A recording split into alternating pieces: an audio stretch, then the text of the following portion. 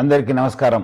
ఈరోజు నేను ముఖ్యంగా ఆడబిడ్డలకి వారి తల్లిదండ్రులకి ఒక ముఖ్యమైన విషయము వాళ్ళ దృష్టికి తీసుకురావాలనుకుంటున్నాను. అందరికి తెలుసు, ఆడబిడ్డలకి పెళ్లి అనేది ఒక ఇంపార్టెంట్ ఘట్ట.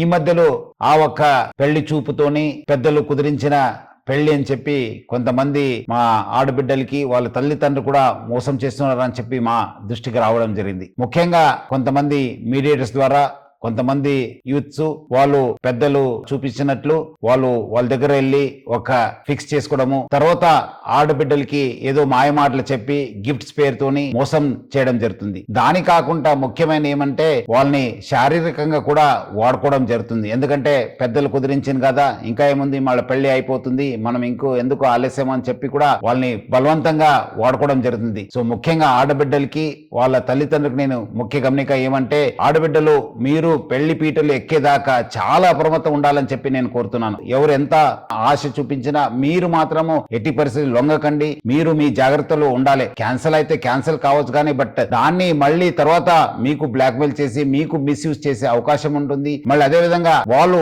మళ్ళీ వేరే వాళ్ళని కూడా మోసం చేసే అవకాశం ఉంటుంది. సో ఎవరు కూడా మీకు పెళ్లి చూపులు అయింది, మీరు ఫిక్స్ అయిపోయింది, ఎంగేజ్మెంట్ అయిందని చెప్పి ఆ ఒక్క ఆశలు తీసుకుని మీకు మోసం చేసే అవకాశం ఉంటుంది. అందుకు మీరందరూ కూడా బాగా అలర్ట్ ఉండాలి. తల్లిదండ్రులు బాగా అప్రమత్తం ఉండాలి. అట్లానే హైదరాబాద్ సిటీ పోలీసులో చాలా పక్కద్బందిగా మా సి టీమ్స్ పనిచేయడం జరుగుతుంది. మీరు ఇమీడియట్లీ మా దృష్టికి తీసుకురావాలి, లేదంటే మా ఒక వాట్సాప్ నంబర్ కూడా ఫోన్ చేయాలి, లేదంటే డయల్ 100కి ఫోన్ చేయడం చెప్పి నేను మరీ కోరుతున్నాను హైదరాబాద్ పోలీస్ తరఫు నుంచి.